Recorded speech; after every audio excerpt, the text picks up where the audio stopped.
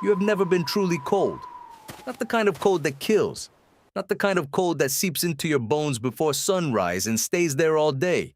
That makes your fingers stop working and your thinking goes slow and your body start to shut down in small, quiet ways. You have never experienced that cold. Because somewhere in your ancestry, someone figured something out. Something that changed everything. Fire is so ordinary to you now that you probably don't think about it. You flip a switch, you turn a dial, you tap an app. The warmth appears. But for most of human prehistory, there was no fire. Not controlled fire. Not fire that could be made, carried, fed, and kept alive. There was only the fire that appeared by accident. When lightning struck dry grass, when a volcanic eruption lit the landscape, when friction between stones during a rock slide threw sparks into tinder. Fire was out there, in the world, but it belonged to no one. And then something changed. And the humans who changed it were never the same again.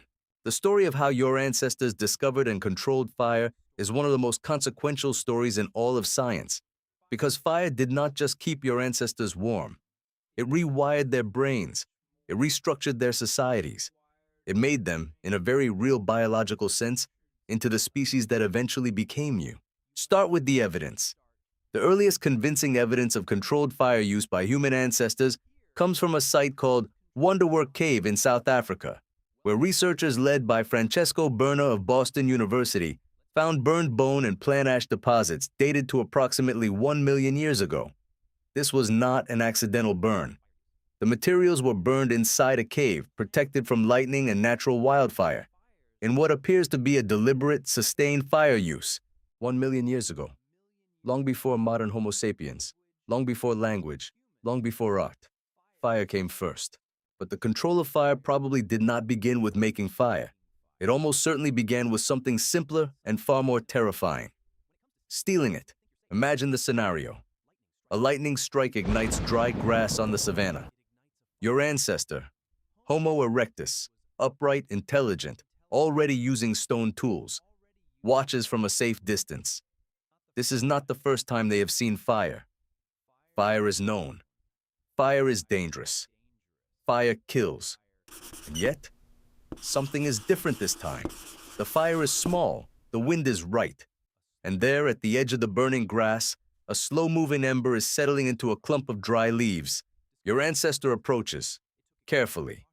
The heat is immense. Every instinct says retreat. But something, curiosity, hunger, some proto-intelligence that recognized opportunity, drives them forward. They pick up a burning branch. They carry it back. This is what researchers call fire maintenance, the carrying and tending of natural fire rather than the ignition of new fire.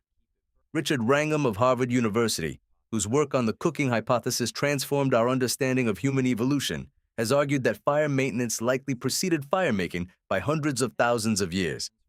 Your ancestors kept fires alive. They fed them. They moved them. They slept beside them. For generations, possibly for hundreds of thousands of years, they depended on fire they found rather than fire they made, and this dependence changed them. The cooking hypothesis, developed in detail by Wrentham and his colleagues, proposes that the control of fire and the cooking of food drove some of the most significant anatomical changes in the human lineage. Cooked food is far easier to digest than raw food. It releases more calories per gram. It requires less time chewing, something that can be measured in the fossil record, where the size of teeth and jaw muscles decreases dramatically around the same time that evidence for fire use increases. The human gut shortened. The brain grew.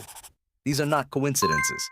Anthropologist Rachel Carmody of Harvard University has shown through research on mice and humans that cooking fundamentally changes the caloric availability of food, sometimes by more than 30%. The extra calories went somewhere. They went into the brain. The human brain consumes roughly 20% of the body's total energy, a staggering proportion for an organ that makes up only 2% of body weight. That brain had to be fed. Fire fed it. But how did your ancestors learn to make fire rather than just maintain it? The oldest evidence for fire making, the deliberate production of fire from friction or percussion, is harder to pin down. But by around 400,000 years ago, at sites in Europe and the Middle East, the evidence suggests that hominins were making fire rather than simply maintaining it. Struck flint blades found at sites like Beech's Pit in England, studied by archaeologists including Simon Parfitt of University College London, show heat damage patterns consistent with deliberate fire production. The technology of fire making was almost certainly discovered multiple times, in multiple places, by multiple groups, because the basic principles are discoverable. Stone against stone throws sparks.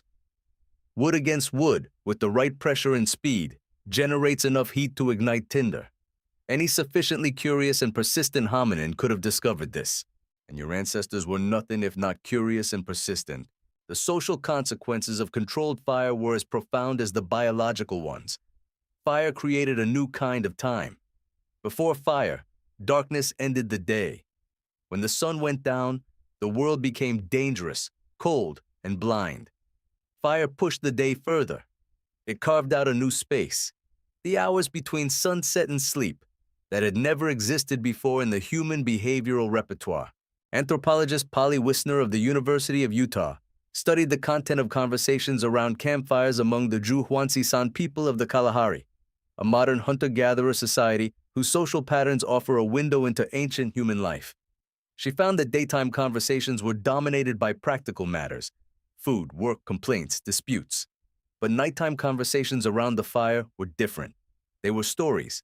They were about people who were not present. They were imaginative, emotional, social in a deeper way. The campfire, Wiesner argued, was the original theater. It was where the human capacity for narrative, for shared imagination, for the kind of storytelling that eventually became culture. It was where all of that began. Fire also changed the relationship between humans and the night. Before controlled fire, the darkness belonged to predators. Lions, leopards, hyenas. They all hunted in the dark, and your ancestors could not see them coming. Fire reversed this dynamic. A fire at the center of camp created a perimeter of light.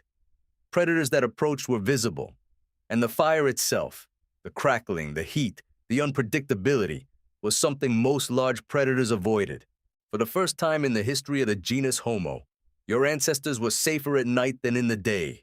Let's reconstruct the moment.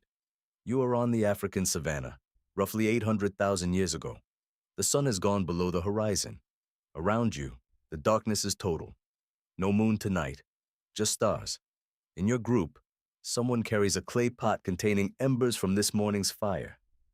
You stopped at a new camping spot, and now the embers are being carefully transferred to a pile of dry grass and bark, blown on gently until a flame catches. The fire is lit. The circle of light pushes back the dark. You move closer. Others move closer.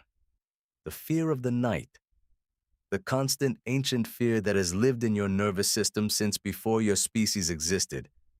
It does not disappear, but it recedes. You can see each other's faces. You can see what is beyond the firelight. You are together, and the fire is between you and the dark. Something in you relaxes. Something has never relaxed like this before. This is what fire gave your ancestors. Not just warmth, not just cooked food. It gave them a shared center, a place where the group gathered not out of necessity, but out of choice. A place where the fire was the fourth wall of a room that had no other walls. And in that gathering, something new became possible. The extended social bonding, the storytelling, the emotional intimacy of faces lit by firelight. All of it required this one thing that your ancestors had stolen from the sky. Now consider your own relationship with fire. You gather around campfires on vacation and feel something you can't quite name. You light candles when you want a room to feel different. You stare into fireplaces and find your thinking slowing, softening, going somewhere older. This is not nostalgia. This is recognition. Your nervous system knows this light. It has been calibrated to this warmth for 1,000,000 years. The fire was never just a tool. It was the first home. It was the center around which everything human, language, culture, community, imagination, began to orbit.